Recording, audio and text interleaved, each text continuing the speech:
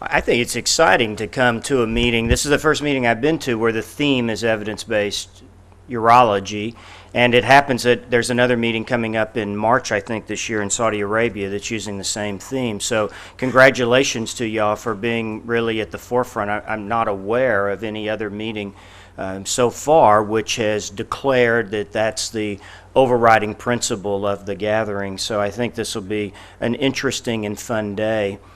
So I'm going to, begin this talk on the subject of evidence-based urology from the standpoint of something that we're very familiar with by applying it to hypospadias. So let's look at how we have traditionally approached decision making in hypospadias, and I think Doug Canning summarized it accurately with this statement that we've tended to look at anatomy and what we understand of the surgical procedures which are available, and then tied into that what we've taught and what we think has been our experience. So the question is, so what's wrong with that? What are the problems with using this traditional approach to making decisions in a new era where we're talking about evidence-based practice?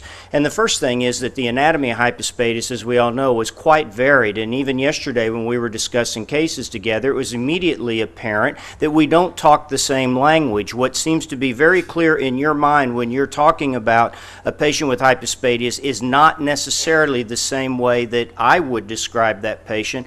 And that's been actually shown in a single publication that looked at the analysis of appearance of hypospadias amongst different experienced practitioners and found there was no correlation. So right off the bat we have a problem if we're going to talk about anatomy when we don't agree with how to describe that anatomy.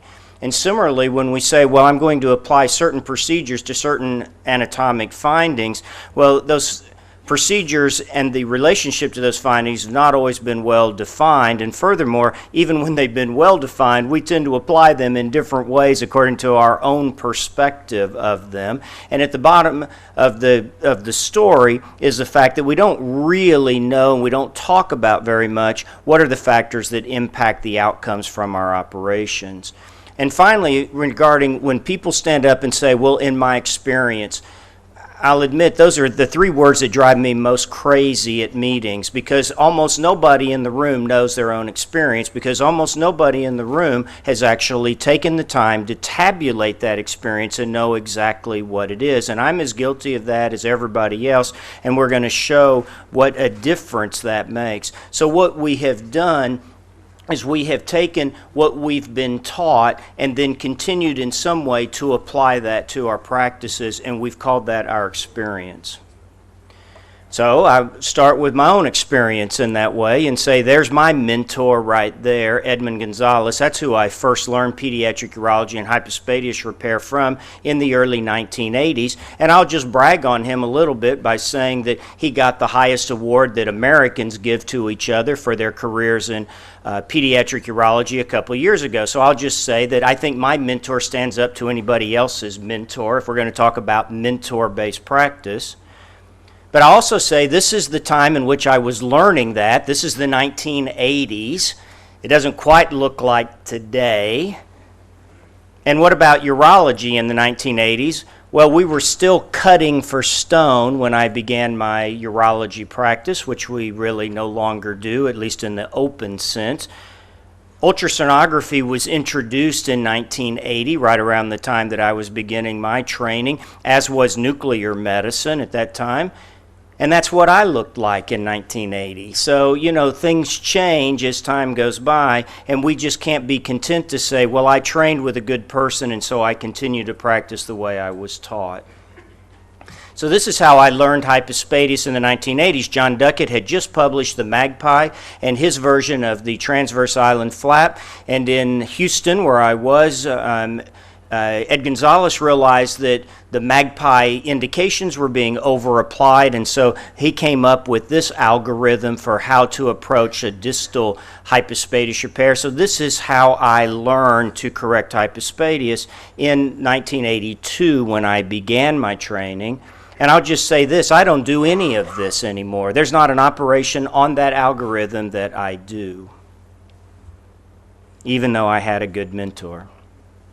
So I want to say that what is the point of training? And I mentioned this to somebody last night, that training is just to give you a foundation. And then your practice has to be when you build your house. And your house should never be done. You should be constantly remodeling your house as we learn new things, as we have new studies to look at and to ask questions about how we practice. So we should constantly have our minds open to say, I've done a good job, but can I do a better job? And everything that Dr. Bush and I are going to talk about is how can we do things better? Because if we stay at this idea of mentor-based practice, this is the result of it. This is well documented across all specialties, and it applies to us too, and it applies even to hypospadias.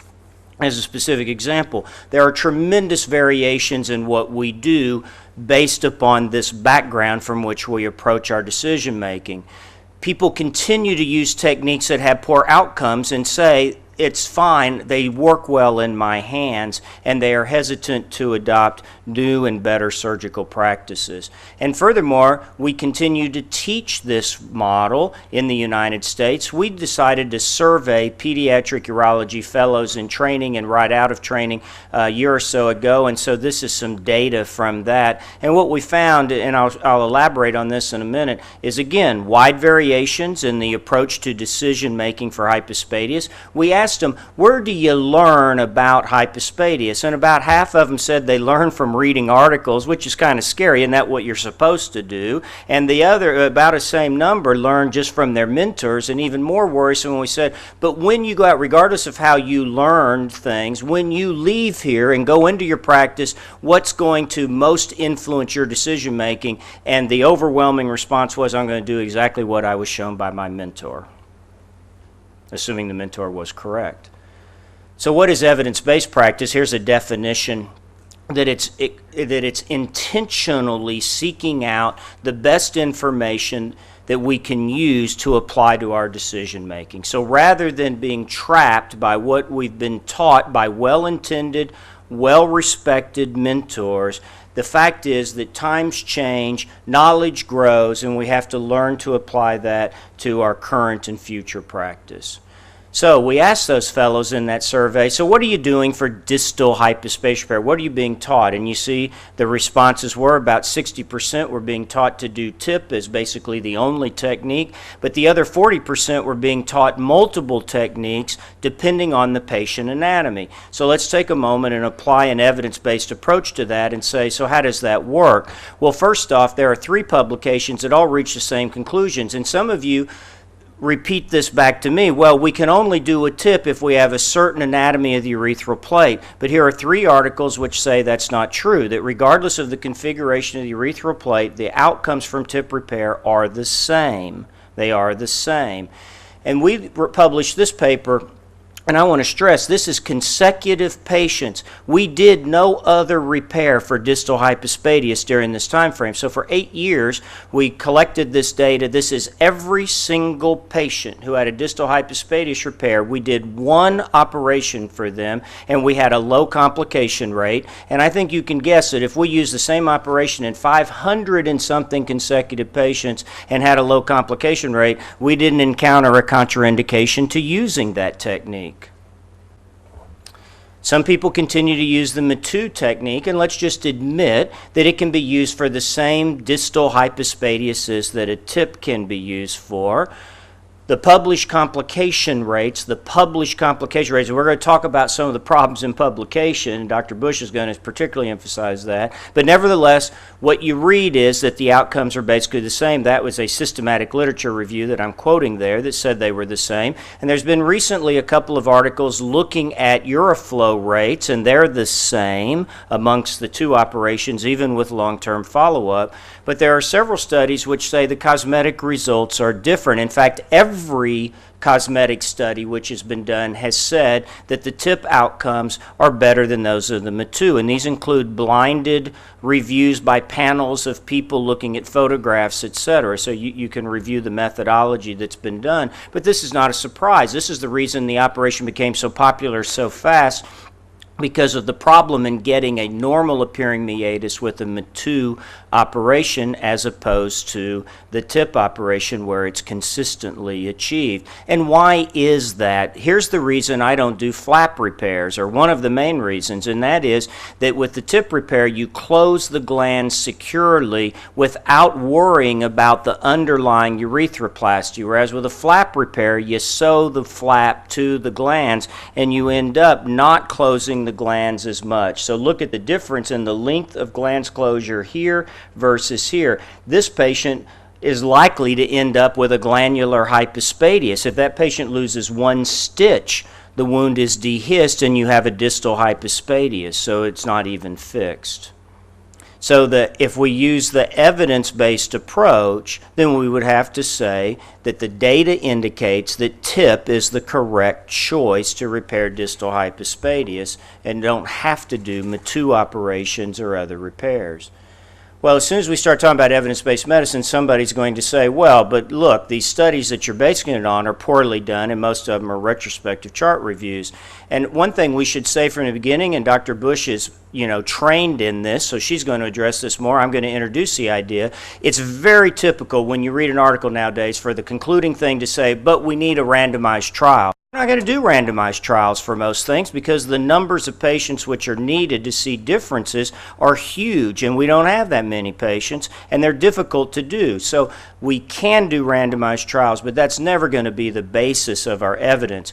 But we can do prospective studies, as we've already shown. We can do these other methods here, which again she's going to address. In other words, there are multiple options for us to do better studies than just sending a trainee and saying there's a bunch of charts and pulling out the charts and going through them.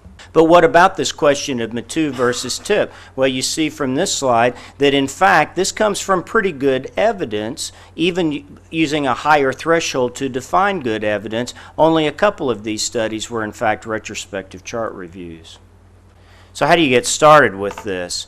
And the first thing is, we have to get into the mindset of approaching patients by reviewing literature and not just falling into our habit of how we've been treating them. And that's the reason actually why we wrote this book. There's a whole lot of data out there. It's not always easy to get to. So our goal here was basically to take the various clinical questions that we frequently encounter and go through that literature and pull out the data and then try to put it into one location. So this is an imperfect effort, but at least it's a step in the direction of what we should be doing. And then the second thing we have to do as professional surgeons, we must begin to review our own results.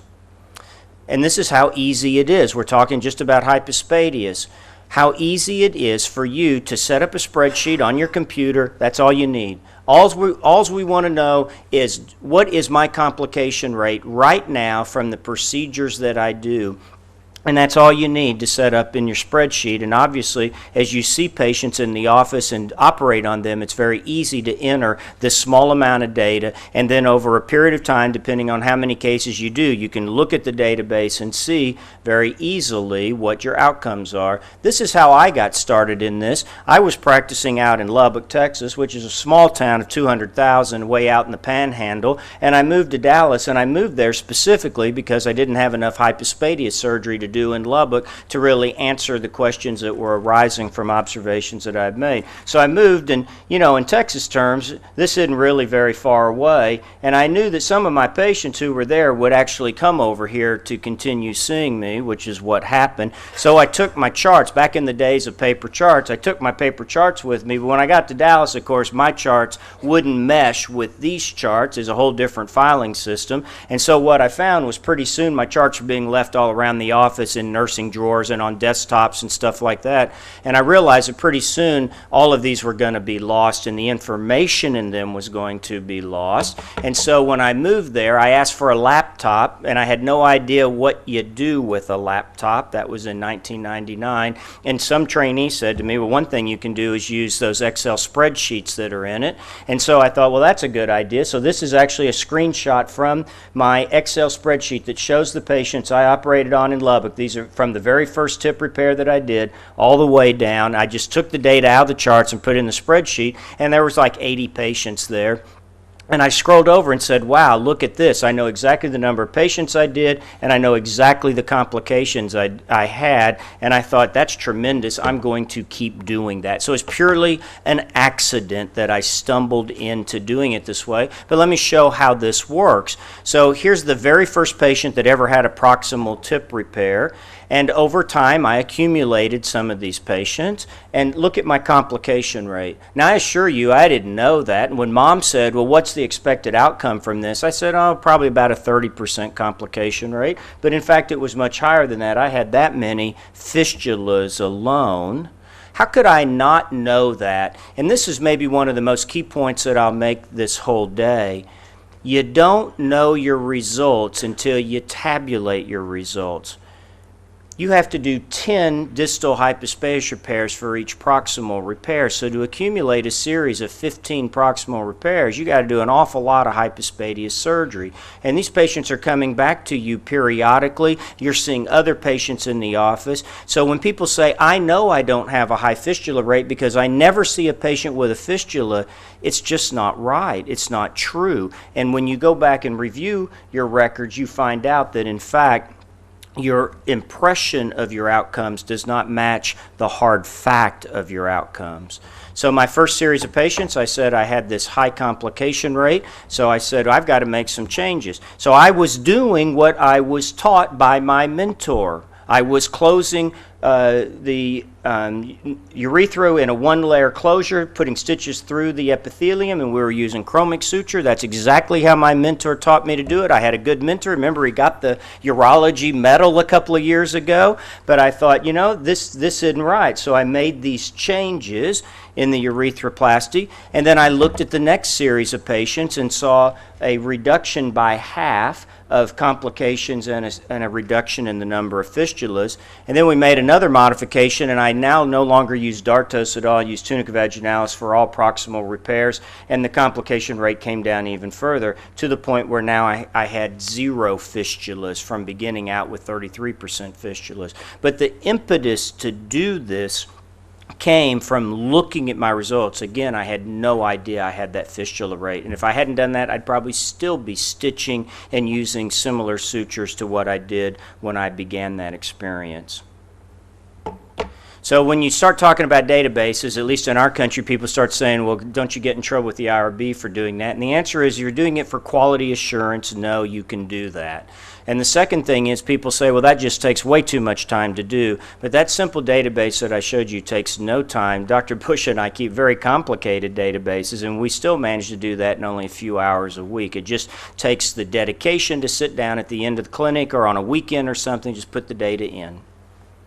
And then you get some benefits that you didn't expect to get. I know that I do the operation the same way every time I do it because I enter it in the computer all the time, and I'm always entering the stitches and the type of technique that I use, so I get a constant feedback that has standardized my operation. I use the same stitch for the same step in every operation that I do, and if I make a change, we make it intentionally. We move a new column in the database, and then we do it that way. All of this, as I said, makes it very easy to review your results. And as soon as you review your results, we can talk all day about the problems that I have found in my own surgical experience and how doing this process of reviewing results has prompted me to make changes in my practice, which has prompted improvements. And we'll talk more about that today, too. Also, I don't know how far advanced it is in your country. In our country, there's a lot of pressure to move into electronic medical records. And so we thought, well, okay, fine. If we're going to have to use a thing, it ought to do something positive for us. And so we set up computer data sheets for preoperative, intraoperative, and postoperative data, the same data that we're collecting to put in our database, and made that in bubble sheets so you just click on them. And so that can be done. And then that goes into the computer, and then you can generate spreadsheets that give the results without having to do it the way we've been doing it. So you can make this an electronic tool that works for you. And I assure you that if we can do this, you talking about insurance companies looking over your shoulder? It's not going to be long before people are looking over our shoulders with electronic medical records because the data's there. And furthermore, let's compliment the Dutch, because a few years ago, an individual there got the idea of making this evidence-based practice extend over their entire country and convince the surgeons around the country to participate in a prospective registry where they're entering their results using a protocol so then they can analyze that. And so this is basically what they're interested in looking towards, and here's what they found. So no surprise. The same message comes up over and over again. They found wide variations in the reported techniques that surgeons around their country were doing, and they found a huge difference in outcomes. Look at these outcomes. This is for distal hypospadias repair. Complications range from 10% to 70%. I assure you, the doctor who has 70% did not know it until they showed that to him. And I guarantee you, now that that doctor knows that, that number is going to move down. That's what happens when people put real numbers in front of you and say, there's your result. But we can do that for ourselves. So how do we get better? The first thing is we have to know our own results, because until you know your own results, you don't know that you need to improve. And at least for me, every time I've looked at any aspect of my practice, I found areas that I could do better. Secondly, it opens your mind to say, well, what I'm doing is not working so good. Is there a better way to do it? So it prompts you to start looking at evidence which is in the literature and from other surgeons to see if there's a better way to do it. But let's admit one thing. We talked about this last night a bit too. We can talk about this. We can read things. We can study things. We can have lectures all day. But we're surgeons. And the only way we can really learn nuances of surgery, particularly in hypospadias, where 1 millimeter can make a difference whether you're in the correct plane or not, is by doing things like this and having these workshops for the weekend. So I'm just going to close with this idea. The usual way is to have this workshop or to invite a visiting professor to come, and that has its benefits, but there's also some problems with it too. That's not the only way that we should be looking at. Yes, there are visa issues involved in some cases. So what Dr. Bush and I are looking forward to doing in our new practice is, one thing is we've already got a doctor who's sending us a complicated patient, and we said, okay, fine, we can set up a webinar and we can do that case, and you can stay at home, and then we'll give you a video. You can watch and ask us questions while we're doing it, and then we can send you a video to keep and use for reference in the future. Or if a physician or a center tells us, boy, we're really struggling with this, we're like, okay, fine, put on all the cases that you're struggling with, and we'll come up for a couple days and we'll just do them with you, and that way we can compare notes and show exactly how we approach the problem. So there are other ways to teach each other, but we have to admit, I was talking with Mark last night, I've never seen Mark Kane operate, and he's never seen me operate. And we're surgeons, we've gone to meetings for years and years and years together. We have to break down that barrier, and we have to have lawyers quit telling us how we teach ourselves. So we have to make room to bring visiting professors to do surgery. So when I flew here, I didn't Google my pilot. I assumed that my pilot would get me here, right? But how many of y'all would just go to a surgeon without checking him out? Probably not. The treatments that patients get shouldn't be an accident of what center they go to. We'll talk more about that. That's what you were saying, that there needs to be more uniformity in practice, and that's exactly right. There shouldn't be these wide variations between what we do. And the outcomes, too, should be similar, because the fact is, and please don't anybody say to me, well, you can get that outcome because you're you. I'm me, and I'm average just like everybody else. I have strengths and weaknesses. I'm in a bell-shaped curve just like you are, and I have shown you where I have made mistakes and had poor outcomes. I'm going to show you even worse outcomes than that before the day's over, but I have been able to move and make them better, and that's what we all need to do. Wherever we are today, we need to all try to get better. And we need to realize that if I can do this, you can do this. And if you can do this, I can learn from you. It's a mutual professional experience. But at the end of the day, the final message I have to begin this whole thing on evidence-based medicine is, here's the foundation. Your mind will not open to the things we're going to talk about till you realize that you need this too. So thank you very much. Thank you for inviting me here. Thank you. Thank you, Dr. Snodgrass.